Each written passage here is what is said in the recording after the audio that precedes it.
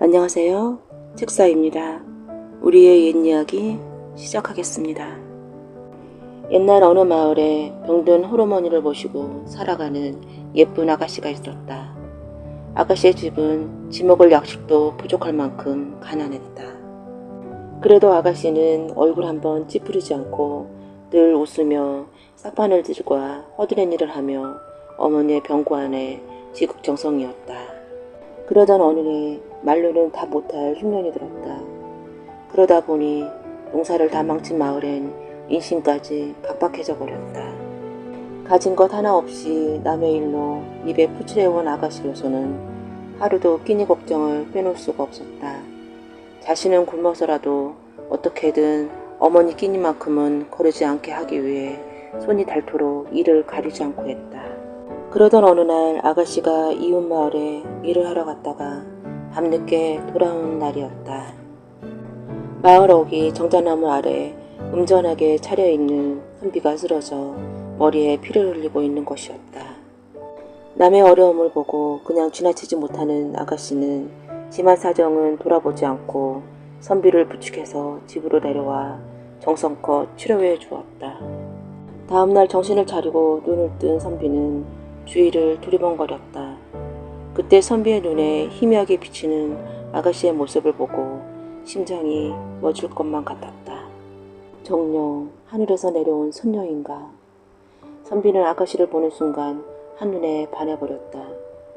아가씨가 치료해준 덕분에 머리의 상처는 나았지만 선비는 자기도 모르게 아픈 척하며 다시 자리에 누웠다. 이미 그 아가씨에게 마음을 빼앗겨 조금이라도 더 그 집에서 머물고 싶었기 때문이었다. 날이 밝고 나서야 선비는 그 집 형편이 얼마나 어려운지 헤아릴 수 있었다. 자기 입 하나가 그 아가씨에게 얼마나 큰 무게로 다가가는지도 그때야 알았다. 마음 같아서는 병자 행세를 하며 며칠이고 머물다 가고 싶었지만 그 집 형편을 도저히 두고 볼 수가 없었다. 아가씨, 정말 고맙습니다. 제가 보답을 해야 하는데 어제 도적을 만나 돈을 다 빼앗겨 버렸소. 선비가 주섬주섬 떠날 채비를 서둘렀다. 아닙니다. 몸은 움직이셔도 괜찮겠는지요. 아가씨가 수줍음을 감추느라 몸을 돌리며 옷고름을 입에 물고 대시시 미소를 보냈다. 그 대신 내가 약조 하나 하리다. 내가 지금 과거로 보러 가는 길인데 과거에 급제하면 반드시 찾아와 아가씨를 내 배필로 맞아드리겠소. 그때까지 기다려줄 수 있겠소. 자기의 속내를 들킨 듯 아가씨는 얼굴에 홍조를 띠며 고개를 끄덕여 주었다. 그런데 뒤돌아보고 또 돌아보며 떠나간 선비는 겨울이 2번이나 지나도록 돌아오지 않았다. 아가씨는 힘들 때마다 선비를 만났던 정자나무 아래로 가서 돌아오실 거라 믿고 그리움을 달래곤 했다. 더디게 지나가던 시간이었지만 어느새 무정하게도 3번째 겨울이 찾아왔다. 그날도 어둑어둑할 무렵 아가씨는 선비 생각을 떨치지 못하고 정자나무 아래로 가서 그때를 회상하며 그리움을 달래고 있었다. 지나가는 길손인데 밤이 늦어 그러니 하룻밤 묵어갈 수 있게 해주시오. 그때 웬 선비가 헛기침을 하며 다가왔다. 선비의 헛기침에는 갑자기 나타나 아가씨를 놀라지 않게 하겠다는 배려가 스며 있었다. 사정은 딱 하나, 병든 놈과 저밖에 없어 선비님을 재워둘 수가 없습니다. 다른 집을 알아보시지요. 아니, 이 밤중에 어디를 간단 말이오. 그러지 말고 하룻밤만 재워주시오. 네, 이렇게 간곡하게 부탁드리리다. 선비가 두 손을 모으며 머리를 조아렸다. 어찌 여자들만 사는 집에 외간 남자를 드릴 수 있겠습니까? 절대로 아닐 될 일입니다. 보아하니 아직 혼인을 한 것 같지도 않은데 어머님도 계시고 나그네에게 하룻밤 이슬을 피할 수 있게 해주는 것이 뭐가 그리 어렵단 말이오. 아무리 배운 것 없이 구차하게 살고 있는 미천한 계집이지만 서방님도 안 계시는 집에 함부로 남자녀를 드릴 수는 없는 일이지요. 서방님이란 말을 들은 선비가 화들짝 놀랐다. 아가씨는 아직 머리도 틀지 않았으면서 무슨 서방님이 있단 말이오. 비록 머리는 올리지 않았으나 제 마음은 이미 임자가 있는 몸입니다. 제 서방님께서는 과거를 보러 가시면서 꼭 돌아오시겠다고 약조를 하셨고 저 또한 기다리겠다고 약조를 했으니 전 이미 혼인한 사람이나 다름없습니다. 그런데 제가 어찌 외간 남자를 저희 집에 잠깐이나마 들일 수 있겠습니까? 그 말에 선비는 가슴이 뭉클해졌다. 자신이 약조를 하고 떠났지만 그 아가씨가 믿고 기다려줄 것인지에 대해서는 반신반의하고 있었기 때문이었다. 아가씨의 말을 듣고 선비는 한동안 연락 한 번 하지 않고 마냥 기다리게 했던 자신이 부끄러워졌다. 급한 마음에 선비가 아가씨의 손목을 덥석 잡았다. 놓으시오. 점잖은 선비께서 이게 무슨 짓입니까? 손을 뿌리치며 아가씨가 소리를 질렀다. 아가씨, 나요 나. 자세히 잘 보시오. 과거에 급제하면 돌아오겠다던 바로 그 사람이란 말이오. 그때서야 멈춰선 아가씨는 선비의 얼굴을 자세히 들여다보았다. 한 번 보고 두 번 보고 아무리 봐도 꿈에 그리던 선비의 얼굴이었다. 천생연분을 만난 선비와 아가씨의 백년회로는 두말 나위 없었다. 그 이야기가 멀리까지 전해지고부터 선비와 아가씨가 처음 만난 마을 어기 정자나무에게 좋은 곳으로 시집가게 해달라고 빌면 좋은 신랑감을 만난다는 소문이 나서 가난한 처녀들의 기도가 늘 끊이지 않았다고 한다. 채씨 부인은 녹이 든 얼굴로 아들 이양복을 엄하게 꾸짖었다. 도대체 너는 언제까지 이렇게 철없는 아이처럼 살아갈 것이냐. 자고로 사내로 태어났으면 학문을 열심히 닦아 장차 나라의 큰 동량이 될 포부를 가슴속에 품어야 하거늘 아직도 학문은커녕 장난짓이나 일삼으려고 하느냐. 채씨 부인은 그동안 벼르고 벼르다 더는 참지 못하고 항복을 크게 호통쳤다. 이 양복이라면 공부는 뒷전이고 허구한 날 기방이나 출입하는 낭복기라는 소문이 장안에 파다하다. 내가 정녕 우리 가문을 욕되게 하려는 게냐. 내 행실이 이러하니 죽어서 조상님 얼굴을 뵐 면목이 없느니라. 그 같은 꾸지람을 듣고 방을 물러나온 이양복은 그날부터 며칠 동안 두문부출하며 지난 자신의 행동을 돌아보고 어머니의 질책을 되새기며 깊이 깨달은 바가 있었다. 이양복은 다시 어머니 앞에 꿇어앉아 진심으로 자신의 잘못을 뉘우쳤다. 어머니, 용서하십시오. 소자 그동안 어머니께 불충한 모습만 보여드렸습니다. 그러나 이제부터라도 고둔 각오로 학문에만 힘쓰도록 하겠습니다. 항복이 눈물까지 흘리며 말하자 채씨 부인은 노한 마음이 조금 누그러졌다. 이양복은 어머니에게 머리를 한번 숙인 뒤 다시 말을 이었다. 며칠 동안 곰곰이 생각해 보았는데 소자는 이제부터 학식과 독행이 두루 뛰어난 스승을 찾아 그 밑에서 수학하는 것이 좋을 듯합니다. 하오나 지금 저로서는 안목이 깊고 넓지 못하여 훌륭한 스승님을 찾지 못하겠사옵니다. 어머니께서 아시는 분을 일러주시면 당장 그분을 찾아가 제자로 받아주기를 청하겠습니다. 채씨 부인은 항복의 각오가 굳은 것을 보고 미소를 띄우며 말했다. 내가 진정으로 그리 생각한다면 용서하겠다. 사람이 성현이 아닌 바에야 어찌 가오가 없을 수 있겠느냐. 다만 그것을 깨닫고 같은 가오를 범하지 않으면 되느니라. 이제부터 남에게 부끄러운 짓은 삼가하고 열심히 학문에 정진하여 나라에 보탬이 되는 사람이 되어야 하느니라. 채씨 부인은 아들의 손을 잡고 부드럽게 다독이며 말했다. 그리고 스승을 찾으려는 내 생각이 끄떡하구나. 허나 늘 귀중에만 있던 내가 바깥 일을 제대로 알겠느냐. 다만 내 아버지와 여러 어른들이 하시는 말씀을 잠깐 들으니 율곡 이일한 분이 성품이 어질고 학문도 깊다고 하더구나. 태기 선생이 세상을 떠난 지금 그분을 따를 사람이 없다고 하더구나. 많은 젊은이들이 그분 밑에서 학문을 닦는다고 하니 너도 찾아가 배움을 청해 보려무나. 알겠습니다, 어머니. 다음 날 이양복은 의관을 갖추고 일곡이 집으로 향했다. 가는 길에 그는 율곡이 대학자인지 확인해 보려고 사람들에게 물어보니 그야말로 율곡에 대한 칭송이 대단했다. 그러나 이양복은 의구심이 가라앉지 않았다. 아무리 명성이 높아도 사람들 말만으로는 알 수가 없어. 겉으로는 공자맹자 줄줄 읊어도 실상은 아무것도 모르는 이가 허다하지 않는가. 게다가 글귀나 읽는다는 학자들도 벼슬길에 오르면 세도가의 집 앞에서 머리를 굽신거리느나 여념이 없는 법인데 율곡 선생이 그 명성에 합당한 인물인지 확인해 보아야 할 텐데 무슨 방법이 없을까? 잠시 생각이 잠기던 이양복은 이내 입가에 기묘한 미소를 띄웠다. 그는 장난기 어린 웃음을 한번 터뜨리고는 빠른 걸음으로 율곡의 집으로 갔다. 이양복이 들어서자 그들의 시선이 일제히 그에게 집중되었다. 이양복은 보란듯이 율곡이 있는 방으로 들어가 큰절을 올린 뒤 무릎을 꿇고 말했다.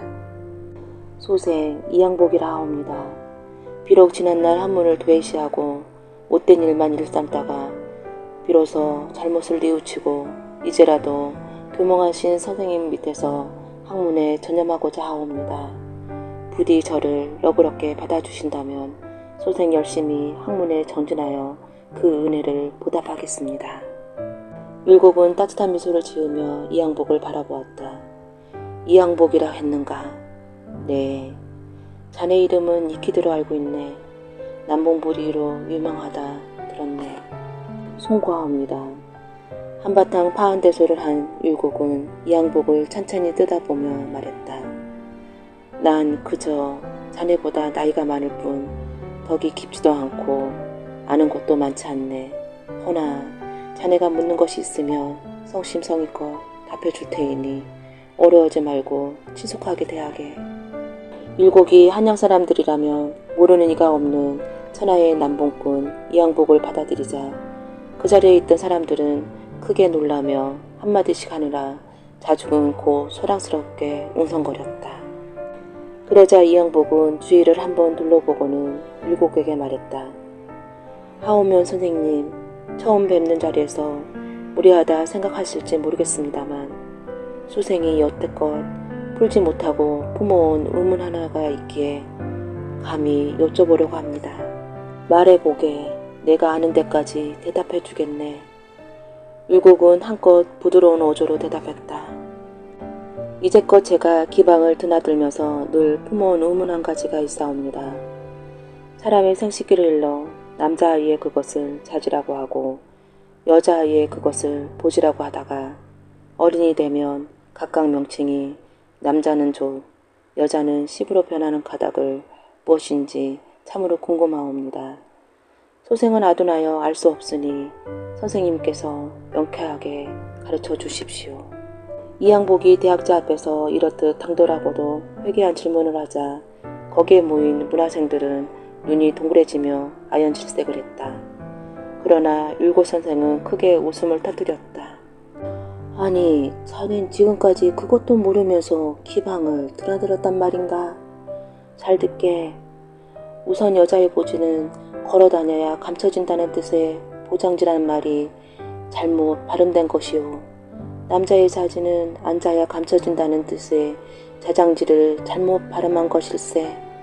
또한 족과 씹은 별다른 뜻이 있는 것이 아니라 다만 말을 쪼아 스팔습을 뜻하는 것일세. 이제 알겠는가? 율곡은 태연하게 대답하고는 다시 한번 호탕하게 웃음을 터뜨렸다. 문화생들은 이양복의 질문에 이어 율곡 선생의 대답에 또한 크게 놀랐다. 고맙습니다, 스승님. 소생 이제야 10년 넘게 품어온 의문을 풀었습니다. 이양복은 자신의 기이한 질문에 현명하게 답한 율곡에게 탄복하며 말했다. 소생, 스승님께 한 가지만 더 여쭙겠습니다. 선생님께서는 옛 선영군자 가운데 어느 분을 가장 존경하고 본받으러 하시는지요? 우리들에게 있어 공자 외에 누가 있겠느냐만 난 항시 은나라의 대신 이윤과 북송의 대신 범중홍의 말씀을 생각하며 지낸다네.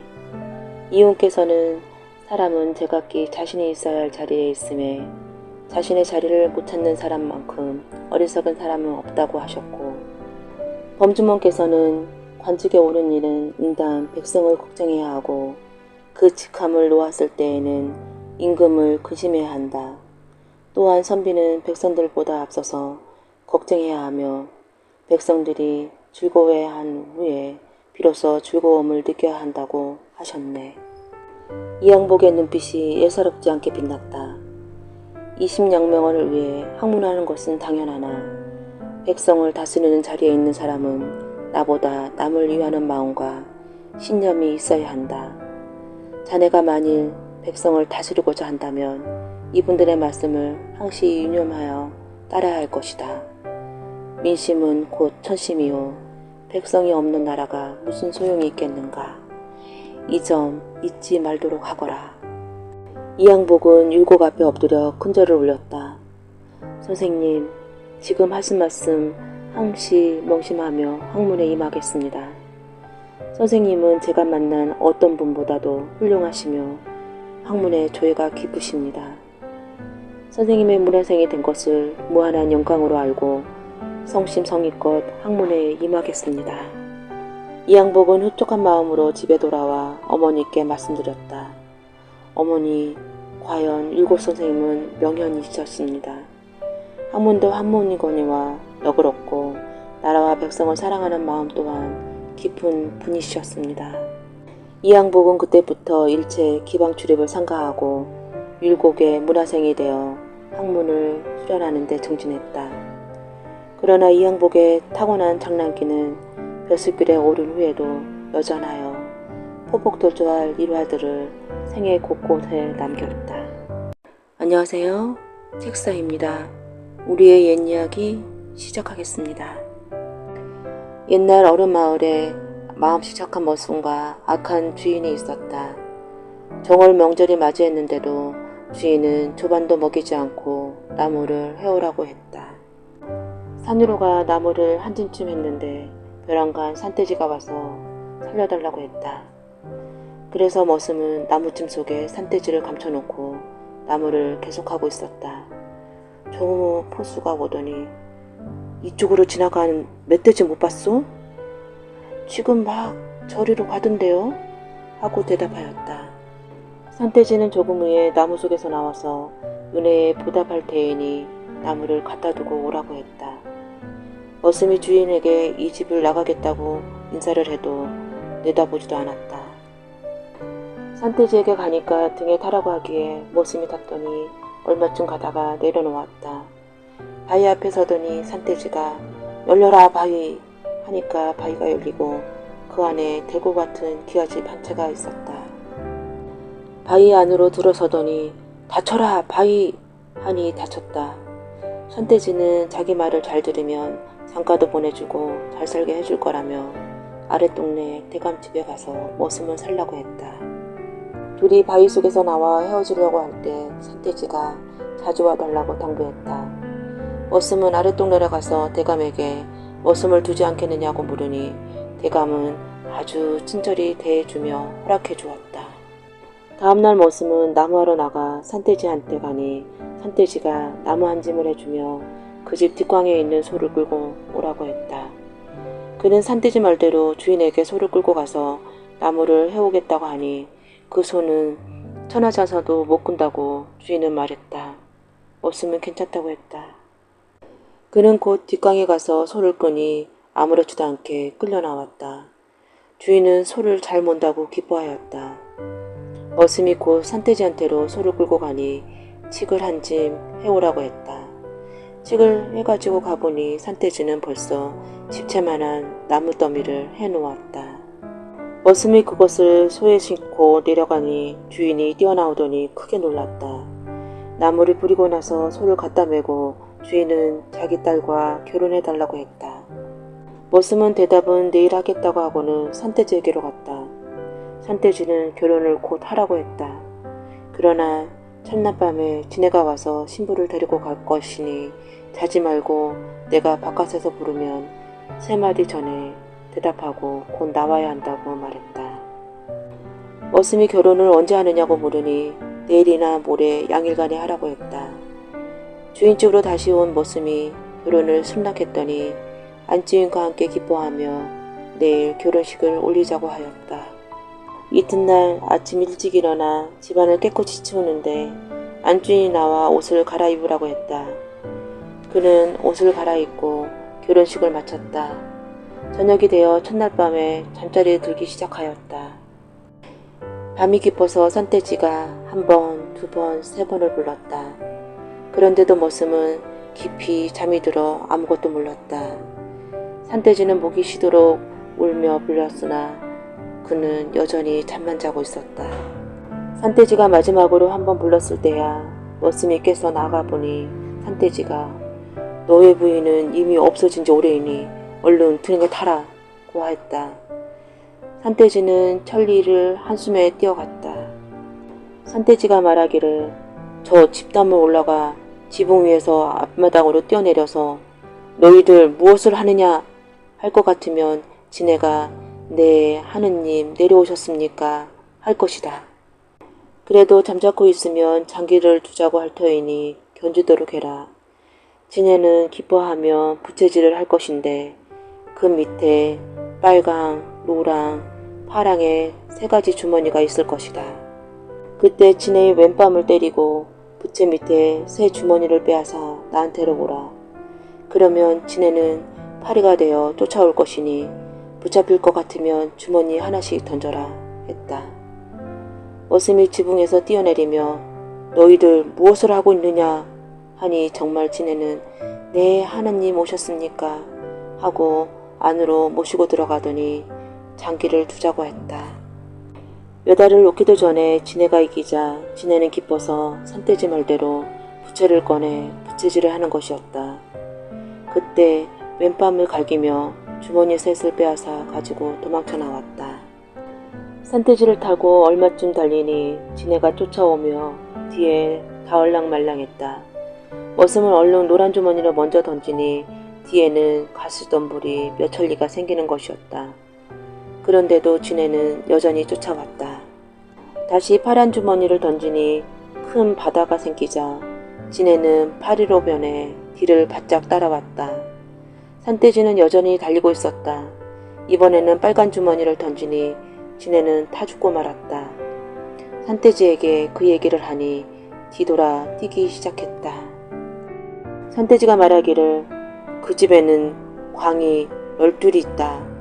첫째 광에는 죽은 사람들을 살리는 빨간 열매와 흰 열매가 들어있는데 빨간 것을 입에 물고 살아라 하면 살고 흰 것을 머리에 쓰고 혼 살아라 하면 혼이 산다. 그리고 6째 광에는 내 부인이 있는데 죽어 있으니 그렇게 해서 살리고 10째, 12번째 광에는 산 사람이 있으니 살려주고 오너라 하였다. 머슴은 많은 사람을 살리고 저와 둘이 산돼지 등을 타고 집으로 왔다. 얼마 후 산돼지가 나는 내일 하늘로 올라가니 내 가죽을 잘 묶고 행복하게 살아라 하였다. 머슴은 산돼지가 하늘로 올라간 날을 잘 알아두어 죄를 지내며 행복하게 살았다. 옛날 아주 옛날 깊은 산 중에 할아버지와 할머니가 살았는데 늦도록 자식이 없었다. 하루는 할아버지가 산으로 나무하러 갔는데 큰 구렁이가 콩을 칭칭 감고 막 잡아먹으려고 하는 것을 보았다. 그래서 할아버지는 활로 구렁이를 쏘아 죽이고 꽁을 살려주었다. 얼마 후에 할머니에게 뜻밖의 태기가 있더니 아들을 낳았다. 그 아들이 자라 장가를 가는데 마침 방중 옆을 지나가게 되었다. 방중물이 빙빙 돌더니 그 속에서 구렁이가 쑥 나와서 하는 말이 내 남편이 너희 아버지 손에 죽었으니 너는 내 손에 죽어봐라 하고 외치며 대들었다. 아들은 지금 내가 장가를 가는 길이니 내가 가지 않으면 신부집에서 야단이 날 것이요. 또 나를 기다리는 신부가 딱하니 혼례를 올리고 올 때 죽어도 좋다 고 말했다. 이 젊은이의 간곡한 사정을 들은 구렁이도 신랑의 사정이 딱하게 보여 그럼 그렇게 하자 하면서 약속을 했다. 첫날 밤을 근심 속에 치르고 이튿날 새벽 신랑은 신부 몰래 처갓집을 빠져나와 구렁이와 약속한 곳으로 갔다. 신부는 신랑의 거동이 수상해서 이상하게 여겨 얕은 잠결에 신랑이 나가는 것을 알고 신랑의 뒤를 쫓았다. 신부는 신랑을 붙잡고 도대체 어인 일이냐고 물었다. 신랑은 한올 수 없이 사실대로 모조리 이야기했다. 신부는 나에게 좋은 수가 있으니 염려 말라고 이르고 방죽으로 갔다. 약속한 방죽에 이르니 구렁이가 나왔다. 신부가 구렁이에게 제발 살려달라고 애원했으나 구렁이는 듣지를 않으면서 그러나 신부가 딱하니 내가 100년 동안 먹고 살 수 있도록 마련해 주지. 다만 신랑만은 꼭 잡아먹어야겠다고 하였다. 그러면서 2개 있는 구멍 셋을 가리키며 첫째 구멍에서는 쌀이 나오고 둘째 구멍에서는 옷이 나오고 했으나 셋째 구멍에 대해서는 아무 말이 없었다. 신부는 도대체 3번째 구멍은 무엇에 쓰느냐고 물었으나 가르쳐 주지를 않았다. 신부는 수상하다고 여겼기 때문에 꼭 좀 가르쳐 달라고 졸라댔다. 하도 조르니 구렁이는 그 구멍은 죽음을 주는 구멍이라고 말했다. 그 말을 듣자 신부는 그 구멍으로 달려가 구멍에 입을 대고 구렁이를 죽여달라고 외쳤다. 그랬더니 이제까지 싱싱하고 코소리치던 구렁이가 힘없이 쓰러지더니 죽어버렸다. 신부의 재치있는 기지로 남편을 살리고 부부는 아들, 딸 많이 낳고 오랫도록 잘 살다 죽었다고 한다. 옛날에 매사냥을 해서 살아가는 매잡이가 있었다. 매사냥이란 매를 가지고 꽁이나 토끼 같은 걸 사냥하는 일이다. 매를 굶긴 다음 하늘로 날리면 매가 사냥감을 발견하고 똑바로 내려꽂혀 부리로 사냥감을 쏘아 잡는 것이었다. 매가 내리꽂히면 사냥꾼은 얼른 뒤를 쫓아가 사냥물을 챙겨야 한다. 어느 날 매잡이가 여느 때처럼 매를 날린 다음 뒤를 쫓는데 매한테 쫓긴 꽁이 동굴 속으로 숨어 들어갔다. 매가 꽁을 쫓아서 굴로 들어가자 매잡이 또한 급히 뒤를 따랐다. 수풀에 가려 눈에 띄지 않았던 굴인데 사람이 들어갈 만한 크기였다. 한데 들어가고 보니 굴이 얼마나 길고 깊은지 가도 끝이 없이 캄캄하기만 했다. 매잡이가 매를 찾으려고 한참을 헤매는데 갑자기 몸이 어디론가 쑥 빠지는 느낌이 들었다. 겨우 정신을 차리고 더듬더듬 앞으로 나가는데 사람 소리가 들렸다. 아가, 비가 온다. 장독 덮어라. 매잡이가 소리나는 쪽으로 향하여 나가니 어떻게 들어왔는지 갑자기 커다란 신천지가 펼쳐졌다. 파란 하늘 아래 냇물이 흐르고 동네가 모여 있으니 완연한 사람 사는 세상이었다. 이제 겨우 굴을 빠져나온 괴로군. 매잡이는 그렇게 혼잣말을 하며 정자나무 아래 사람들이 모인 곳으로 다가갔다. 마침 점심참이나 모를 심던 일꾼들이 한참 맛있게 밥을 먹고 있었다. 매잡이는 배가 고프던 참에 잘됐다 싶어서 한 그릇 얻어먹을 양으로 가까이 가보았다. 그런데 사람들이 저를 빤히 보고는 조금도 아는 채 하지 않았다. 채, 뭐 여기 말고는 먹을 데가 없나? 매잡이는 화를 내면서 거기를 지나쳐 다른 곳으로 갔다. 그곳에 또 사람들이 모여서 밥을 먹고 있기에 그리로 다가갔는데 이번에도 아무도 본 척을 안 하면서 자기들끼리만 음식을 먹어치웠다. 아니 무슨 인심이 이렇담? 매잡이는 부하가 치밀어 더는 참지 못했다. 나 좀 먹읍시다. 그러면서 한 사람을 손으로 제치고 들어가 앉으니 그 사람이 힘없이 폭 쓰러졌다. 그러자 사람들 사이에서 소란이 일어났다. 이 사람 큰일 났네. 갑자기 거품 물고 쓰러지네. 그러면서 사지를 주무르고 한바탕 야단을 피우는 것이었다.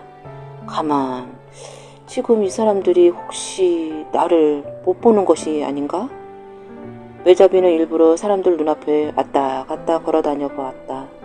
아니, 사람들이 아무도 자기를 알아보지 못했다. 어허, 이거 내가 이상한 곳에 들어왔군. 그나저나 재밌는걸?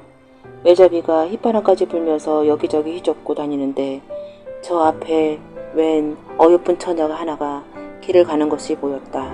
옳거니 저 여자를 한번 따라가 보자. 매자비가 꽁무니를 바짝 붙어서 졸졸 따라가는데도 처녀는 누구냐고 묻지도 않고 그냥 길을 갈 뿐이었다.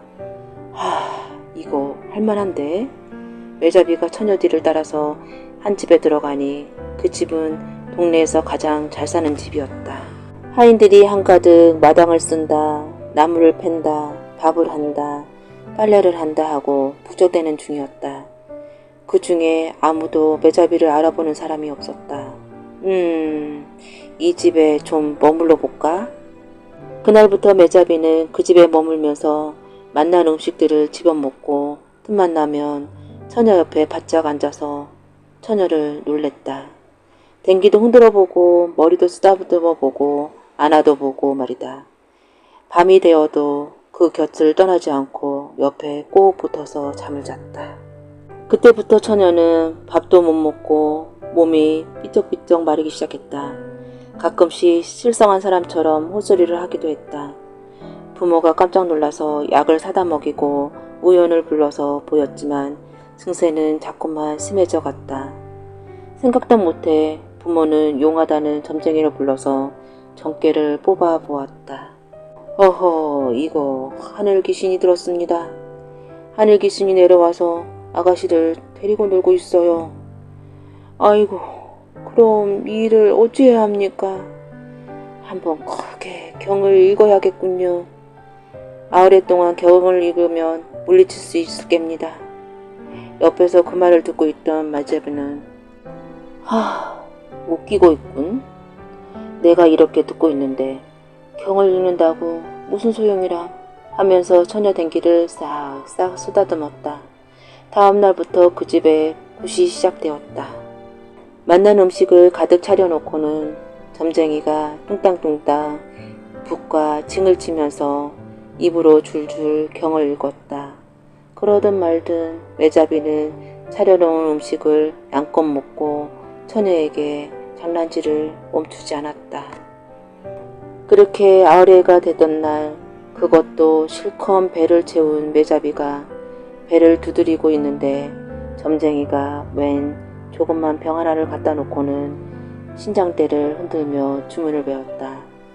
들어가라, 들어가라. 여기 들어가면 임금되니 들어가라. 저 조그만 병에 어떻게 이 큰 몸뚱이를 들어간다고 그러는고? 그렇게 비웃던 매자비는 문득 그 병이 어떻게 생겼는지 궁금증이 나서 한번 들여다보려고 머리를 병에 갖다 댔다. 그때 점쟁이가 신장대로 그 엉덩이를 탁 때리니 매자비는 피할 틈도 없이 병 속으로 쏙 빨려 들어가고 말았다. 점쟁이는 얼른 메밀떡 마개로 병 주둥이를 꼭 막더니 기름 보자기로 돌돌 말아 새끼로 칭칭 동여맸다. 그리고는 땅을 파고 병을 묻어버렸다. 매자비가 병 속에서 드늦게 발버둥을 쳐보았지만 아무 소용도 없었다. 빠져나갈 수가 없었다. 아이고, 이제 죽었구나. 그렇게 몇 날 며칠이 지났을까 동네 전무리개들이 몰려와서 떠드는 소리가 들렸다. 여기다가 아무개나 집에 붙은 귀신을 잡아서 파묻었대. 한번 꺼내보자. 그러더니 땅을 파고서 매자비가 갇힌 병을 꺼내어 이리 굴리고 저리 굴렸다. 한참 그렇게 놀던 아이가 한껏 뽐내면서 소리를 쳤다. 세상에 귀신이 무슨 귀신이야. 다 엉터리지. 그러더니 그만 작대기로 병을 후려갈려서 병이 쨍강 깨져버렸다. 그 바람에 매자비는 겨우 병에서 빠져나올 수 있었다. 10년을 감수한 매자비는 그 동네를 떠나 다른 곳으로 걸음을 옮겼다. 한참을 걸어서 다른 동네에 당도했는데 그곳 사람들 역시 자기를 알아보지 못하는 것은 마찬가지였다. 그런데 웬 하얀 노인 하나가 매자비를 보고는 말을 걸어봤다. 아니, 어떻게 여기로 왔어? 매자비가 깜짝 놀라서 물었다. 아니, 노인장, 어찌 저를 알아보십니까? 알만하니까 알지. 그래, 어떻게 된 게야? 매자비가 거기까지 오게 된 사연을 구구절절 늘어놓자 노인이 다 듣고 나더니 그래, 사람이 마음을 잘 써야지. 괜한 장난질을 하다 죽을 뻔했구먼. 그러면서 자기 사연을 들려주었다. 실은 나도 하늘 사람이야. 지상 사람이라고. 어쩌다 여기 왔는데 아무도 나를 보지 못하더군. 그런데 여기서 오래 살면서 여기 물과 음식을 먹다 보니 사람들이 차츰 나를 보게 됐어. 그래, 여기서 의원노릇을 살고 있다네. 갈 곳도 마땅치 않을 텐데 여기서 나랑 사시게나. 그래서 매자비는 그 집에서 노인과 함께 살게 되었다. 노인의 일을 도우면서 틈나는 대로 유람도 다니는 태평한 나날이었다. 노인의 일을 돕다 보니 어느새 의술에도 눈을 뜨게 되었다. 그렇게 9년의 세월이 지난 어느 날 매자비는 그제서야 문득 지상에 두고 온 처자식이 생각이 났다. 한번 보고 싶은 생각이 나자 참을 수가 없었다. 영감님, 저 이제 집에 가고 싶습니다. 갈 길을 좀 알려주세요. 그러지 말고 1년만 더 있다 가게나. 아닙니다. 하루도 견디기 힘든걸요. 당장 나갈 수 있게 해주세요. 그러자 노인장은 할 수 없다는 듯 일어서더니 부적을 한 장 써주었다. 이걸 가지고 저 산 속에 있는 암자를 찾아가 보게. 부적을 받아든 매자비는 노인과 하직을 하고 물어물어 암자에 당도했다. 주지 스님을 찾아 부적을 전해주니 스님이 입맛을 쩍쩍 다시더니 웬 골방으로 안내했다. 방에 들어가 다락문을 열고 들어가라기에 매자비가 다락으로 올라가니 문을 꽝 닫고서 자물쇠를 덜컥 채워버렸다. 다락에 갇힌 매자비가 아무리 기다려도 닫힌 문은 열리지 않았다. 기다리다 지친 매자비가 어두운 다락을 이리저리 뒤져보는데 다락 한 구석에 웬 이상한 구멍이 뚫려 있었다. 다가가서 구멍 속으로 들어가 보니 생각보다 깊어서 한참 가도 끝이 나오지 않았다. 자꾸만 그렇게 기어가는데 갑자기 몸이 쑥 빠지는 듯 하더니 눈앞에 환한 세상이 펼쳐졌다. 아, 드디어 나 살던 세상에 돌아왔구나. 매자비가 겨우 길을 찾아서 옛날 살던 집을 찾아가니 집에서는 죽은 사람이 살아온 듯 깜짝 놀랐다. 감쪽같이 세상에서 사라지고 연락 한 번 없으니 그럴만도 했다. 매자비는 집에 돌아온 후 지하국에서 익힌 의술을 가지고 사람을 치료하기 시작했다.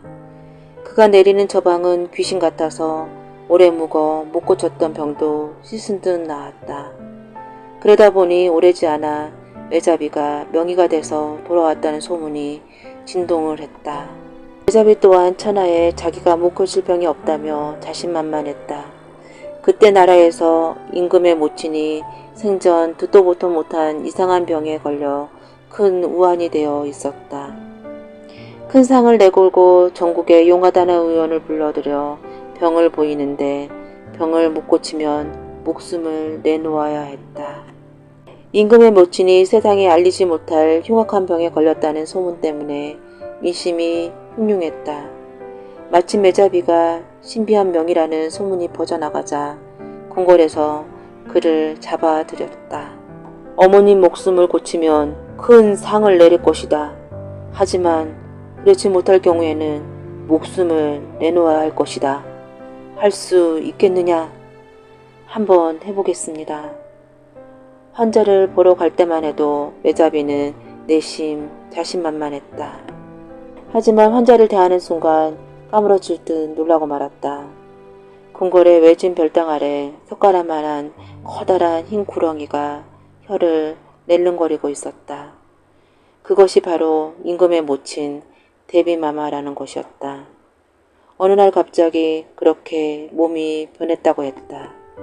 매자비는 치료는커녕 환자에게 다가갈 엄두도 나지 않았다.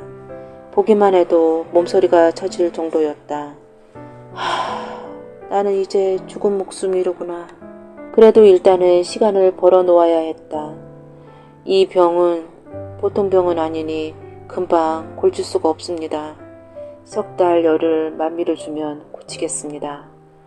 좋다. 대신 어김없이 시행해야 한다.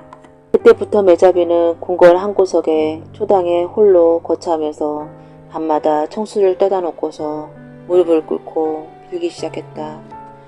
제발 우리 선생님을 만날 수 있게 해주십시오. 지하국에서 만났던 그 노인장을 만나기를 청원하는 기도였다. 하루도 빠짐없이 기도를 해서 99일째 이른날 지성이명 감천이라고 쿵 소리가 나더니 노인장이 나타났다. 선생님 오순이라 얼마나 고생하셨습니까? 내 말을 듣지 않고 고집을 부리다가 이 지경이 되지 않았느냐? 그러면서 병에 대한 처방을 내려주는데 들어보니 기상천외한 얘기였다. 대비께서 일찍 남편을 잃고 혼자 사느라 욕망이 사무쳤어. 궁궐의 젊은 내시를 탐하는 마음이 생겨 골수에 미치니 저지경이 되고 말았지. 이 병은 하얀 개이신 99개라야만 고칠 수가 있다네. 개이신 99개를 아침, 점심, 저녁 3번에 나누어서 던져주면 효험이 있을 게야. 그러면서 뭔가 한 가지 봉지에 쌓은 것을 건네주었다.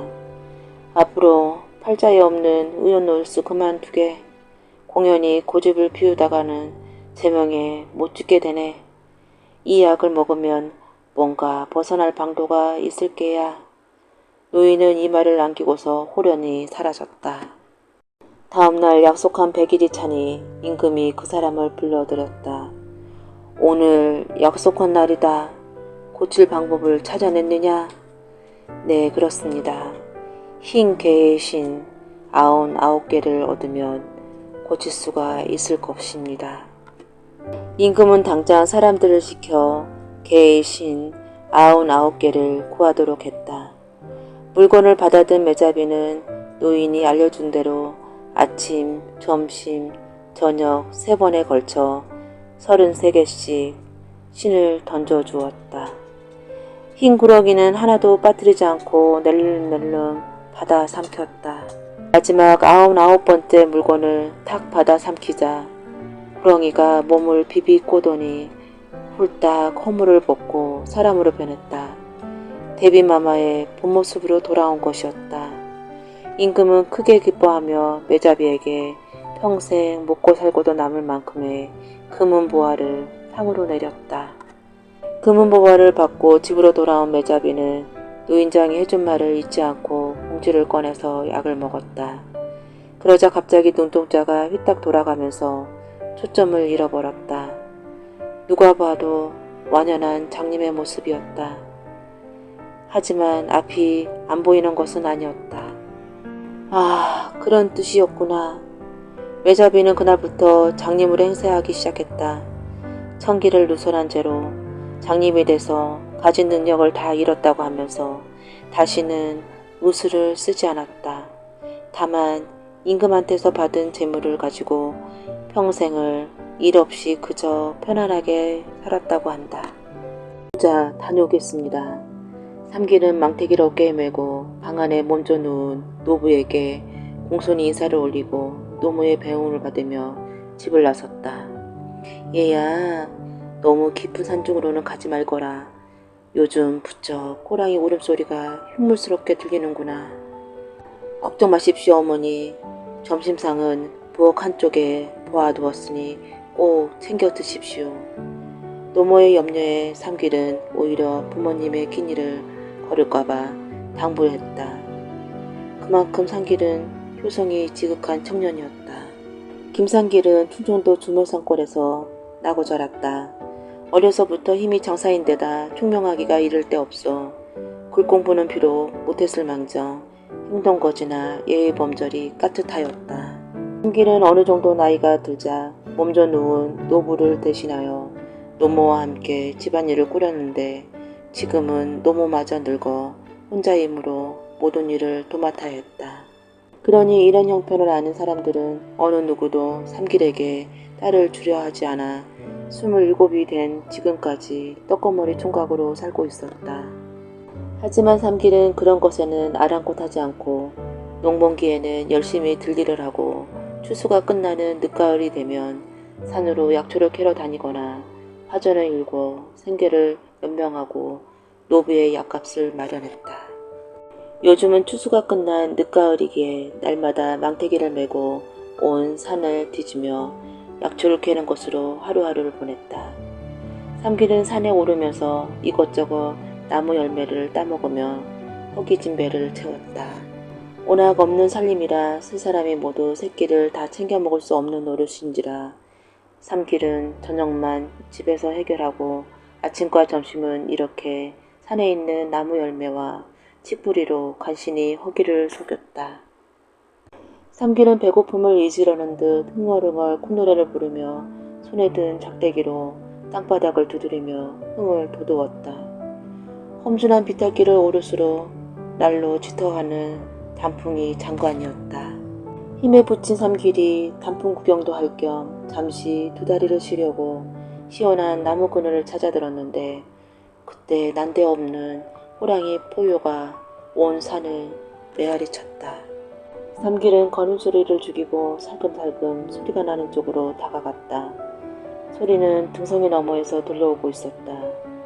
등성이 가까이 다가간 삼길이 땅바닥에 납작 엎드려 고개를 슬쩍 빼어보니 엄청나게 큰 호랑이 한 마리가 아래쪽 바위 위에서 포효를 하고 있는데 그 앞에 한 처녀가 쓰러져 있었다. 삼길은 저도 모르게 침을 꿀꺽 삼켰다. 호랑이가 포효할 적마다 놀란 듯 가느다란 몸을 떠는 것으로 보아 처녀는 아직 죽지 않는 것이 분명했다. 삼길은 망설임 없이 숨을 죽이고 바위 쪽으로 내려갔다. 호랑이는 삼길이 뒤에서 다가오는지도 모르는 채 계속해서 포효를 하고 있었다. 삼길은 몸을 날려 뒤에서 호랑이의 목을 재기 시작했다. 뜻밖의 기습을 당한 호랑이는 발톱을 세우고 사지를 비틀며 용을 썼다. 워낙 덩치가 큰 놈이라 삼길이 있는 힘을 다해 목을 죄는데도 금방이라도 삼길의 소나기에서 빠져나올 것처럼 심하게 보둥거렸다. 그 순간 삼길은 주먹으로 호랑이 급소를 내려쳤다. 그러자 호랑이는 거짓말처럼 바위 아래로 맥없이 굴러떨어졌다. 삼길은 처녀의 인중에 손가락을 갖다 대었다. 다행히 소녀는 숨을 쉬고 있었다. 삼길은 급히 처녀를 들쳐업고 집을 향해 달렸다. 오로지 처녀를 살려야 한다는 일념만이 내리 속에 뚜렷하게 각인되어 있었다. 처녀는 꼬박 사흘을 식은땀을 흘리며 누워 있었다. 얼마나 놀랬던지 의식을 잃은 와중에도 간간히 비명을 지르며 헛소리를 했다. 삼길의 노모는 밤잠을 설쳐가며 처녀를 간호했다. 삼길은 좋은 약초를 캐다 정성껏 다려 먹였다. 사흘째 되는 날 저녁이었다. 삼길이 처녀의 약을 다리고 있는데 방 안에서 노모의 말소리가 들렸다. 보시오, 이제 좀 정신이 두? 삼길은 방 안으로 들어가려다 멈칫했다. 왠지 쑥스러운 느낌이 든 까닭이었다. 삼길은 방문 앞에서 소송거리며 방 안에서 새어나오는 기척에 귀를 기울였다. 그래, 얼마나 놀랐겠소. 안심하시오, 저자. 이젠 살았소. 그로부터도 한동안 처녀는 말이 없었다. 노모의 기쁨에 찬 목소리만 삼길의 귓전으로 흘러들었다. 누신지, 그리고 어찌 제가 여기에. 하마터면 큰일 날 뻔했소, 저자. 호랑이 밥이 될 뻔한 목숨을 우리 아들이 구해왔다오. 예? 처녀는 노모의 말을 듣고서야 저간의 일들이 기억나는 듯 화들짝 놀라며 몸서리를 쳤다. 진정하오. 자세한 얘기는 기운을 차리면 하도록 하고 어서 자리에 누우시오. 처녀는 가쁜 숨을 몰아쉬며 다시 자리에 누웠다. 삼길은 다시 약탕기 앞에 쭈그리고 앉아 화덕에 푹푹 생김을 불어넣었다. 처녀가 살아난 것이 정말 고맙고 다행이라는 표정이었다. 다음날 아침상을 물리고 난 후에 처녀는 삼길의 부모님 앞에 큰절을 올렸다. 이 은혜 죽어서도 잊지 못할 것입니다. 고맙습니다. 은혜랄 것이야 뭐가 있겠소. 그나마 처자가 기력을 회복한 것이 고마울 따름이요. 삼길의 노모는 주름질 얼굴에 환한 웃음을 지으며 말했다. 곁에 앉아 묵묵히 고개를 숙이고 있는 삼길에게 처녀는 다소곳하게 이마를 숙이며 말했다. 정말 고맙습니다. 무엇으로 이 은혜를 갚아야 할지. 아닙니다. 저보다 어머니께서 간호하시느냐 애쓰셨습니다. 듣기에 맨손으로 호랑이와 대적하셨다고 들었습니다. 이는 아무나 할 수 있는 일이 아니지요. 아무리 호랑이라 하지만 인명을 해라 둔다면 어느 누구라도 그리 했을 것입니다. 삼길은 스스럼없이 대답했다. 근데 옷차림을 보아하니 요염집 처자는 아닌 것 같은데 유댁 처자이신가? 마치 오랜 궁금증을 마음속에 품어온 듯 노모의 말투는 조급하면서도 은근했다. 네, 소녀의 아버지는 홍파서 대감이시고 저는 그분의 무남 동료 맏딸입니다. 잠시 방 안에 물속처럼 깊은 정적이 감돌았다. 삼길의 노모는 낮게 한숨을 내쉬었다. 한세의 딸이라면 더 물어볼 것도 없었다. 사실 그녀는 삼길이 처녀를 얻고 왔을 때부터 간호하는 동안 마음속으로 은근히 딴 생각을 품고 있었다. 행색을 보아서는 웬만한 행세하는 집안 규수 같았지만 아들인 삼길이 호랑이와 사투를 벌린 끝에 처녀를 살렸으니 그리 큰 차이가 나지 않는다면 은근슬쩍 혼잣말을 꺼내도 괜찮을 거라 생각했었다. 그리하여 일만 잘 된다면 여태껏 노총각 신세를 못 면한 아들을 장가들여 오손도손 사람 사는 재미를 알게 해주고 싶었다. 자신의 그런 속마음을 숨기려는 모양으로 노모가 얼른 말을 이었다. 저런 무남동료 맷딸이면 귀하게 컸을 텐데 호환을 당했으니 지금쯤 얼마나 기가 차고 속이 탈고. 그 소리를 흘러들이며 삼길은 방 안에서 나왔다. 늦가을 햇살이 따갑게 느껴지는 아침나절인데도 팔뚝에 자잘한 소름이 돋는 걸 보니 겨울이 머지않는 모양이었다. 마당 구석에 놓인 망태기를 어깨에 메고 삼길은 부모님께 인사를 올린 다음 한 번도 뒤돌아보지 않고 산으로 올라갔다. 하루가 다르게 떨어지는 산중의 낙엽과도 같이 다시 몇 날이 훌쩍 지나갔다. 처녀가 삼길과 부모님께 감사 인사를 하고 나서 집으로 돌아가려고 하자 노모가 만류했다. 아직 기력도 부실한 데다 가는 길도 모르며 처녀 혼자 몸으로 산길을 다니다가 또 어떤 봉변을 당할지 모른다는 이유에서였다. 처녀는 슬픔에 잠겨있을 부모님을 생각하면 한시 앞이 집으로 돌아가고 싶었으나 노모의 말에도 일리가 있다고 여겨 며칠을 더 삼길의 집에 머물렀다. 그 며칠 동안 처녀는 기력을 완전히 회복했고 틈나는 대로 삼길의 노모를 도와 집안일도 거들었다. 처녀는 판서의 무남동녀라고 하기에는 의구심이 들 정도로 집안일을 잘했다. 또 한 번만 가르쳐주면 그 다음엔 혼자서 너끈히 그 일을 해냈었다.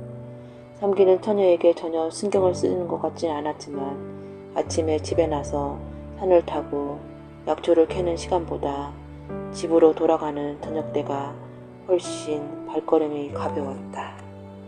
그러다가 처녀를 집에 데려다 주기로 한 날이 조금씩 다가오자 매사가 심투렁해질 뿐이었다. 삼길의 노모도 전과는 같지 않게 마루에 앉아 한숨을 쉬는 일이 잦아졌다. 그것을 아는지 모르는지 처녀는 언제나 밝은 표정으로 집안일에만 열심이었다. 간혹 무엇인가를 골똘히 생각하는 눈치였지만 그것은 집에 계신 부모님 걱정을 하는 거라고 삼길과 노모는 어린 진작을 했다. 장이 서는 날 아침 삼길과 처녀는 노모가 지어주는 새벽밥을 먹고 일찍 길을 나섰다. 아쉬움을 참지 못한 노모의 눈물을 뒤로 한 채 두 사람은 하얗게 설이 내린 산길에 희미한 발자국을 남기며 걸어 내려갔다. 하룻길로는 저녁에 돌아오기 빠듯한 거리였기에 삼길은 장터 약초상에 들려 약초들을 급히 넘기고 저심도 걸은 채 길을 재촉했다. 마침내 처녀가 사는 마을 어귀에 도착했을 때 처녀가 다짐한 듯 삼길에게 말했다. 제 말을 잘 들으셔야 합니다. 그게 무슨 말이오? 용무를 모르는 삼길에게 처녀가 단호하게 말했다. 저는 이미 결심을 굳혔습니다. 그러니 이제부터 제 뜻에 무조건 따르겠다고 약조하여 주십시오. 어서요. 처녀의 재촉에 삼길은 얼떨결에 그렇게 하겠다고 약속했다. 죽은 줄로만 알았던 딸이 돌아오자 홍파선은 맨발로 뛰어나와 딸을 품에 안았다. 한참을 딸의 얼굴을 쳐다보며 쓰다듬던 홍파선은 두 사람을 안으로 데리고 들어가 자초주정을 듣더니 삼길을 그윽한 눈으로 바라보았다. 삼길은 첫눈에 보기에도 딱 벌어진 어깨며 몸집이 장대한 것이 범상한 인물 같지는 않았다. 홍파선은 삼길의 손을 몇 번이고 잡으며 고맙다는 인사를 했다.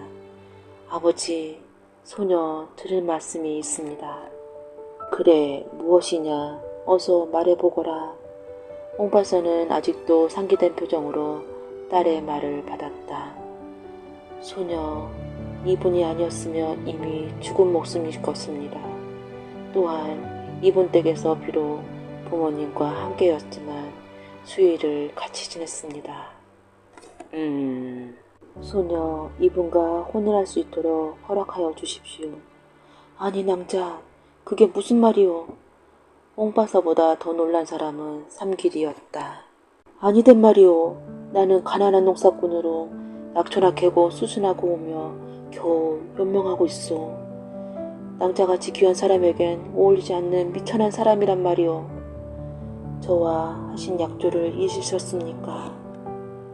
그건 낭자가. 삼길이 더 이상 말을 잇지 못하자 홍파선은 두 사람이 이미 혼인을 결심을 하고 정을 통했다고 여겼다. 일이 이렇게 된 이상 홍파선으로서는 딸을 다른 곳으로 실려보낼 수는 없는 노릇이었다. 그는 굴줄이나 끼쳤다고 거드는 비오는 하찮은 양반 자제보다는 보기에도 미진주스러운 삼길에게 딸을 주는 게 더 나을 거라고 스스로 위로하며 마음을 굳혔다. 그건 그렇지 않네. 이미 죽었을 내 딸의 목숨을 자네가 살렸으니 앞으로도 내 딸아이의 인생을 자네가 책임지게. 나리 곧 혼례 준비를 서둘 터니 그리 알고 어서 가서 부모님께 이 기쁜 소식을 전해드리게. 삼길은 아무런 대답도 하지 못했다.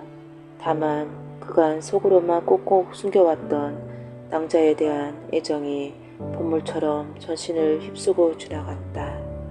또한 삼길은 마을 어귀에서 했던 약속이 자신과 혼인하기 위한 것이었음을 깨닫고는 처녀의 사려 깊음에 절로 고개가 숙여졌다. 죽음의 문턱에서 천생배필을 만난 홍파서의 딸은 시부모를 성심껏 모시는 착한 며느리이자 고된 집안일 중에도 남편에게 글을 가르치는 현명한 부인이었다. 삼길은 부인의 도움으로 나이 40이 다 되어 당당하게 장원급제를 하였다. 여슬길에 나아간 삼길은 당시 임금이었던 숙종의 총애를 받아 여러 요직을 두루 거치며 평탄한 관복을 누렸다. 특히 삼길은 조정에 편히 앉아 국정을 논하기보다는 직접 백성들의 삶 속에 뛰어들어 그들의 노초를 해결하여 주는 몸민관으로서 청사에 빛날 많은 공적을 남겼다. 그 뜻을 가상히 여긴 숙종은 삼길을 삼남 안찰사로 보내어 백성들의 생활을 두루 살피게 했는데 그가 얼마나 민생 문제를 해결하는데 헌신을 아끼지 않았는지 지금도 충청도에는 김산길의 선전비가 남아있다고 한다.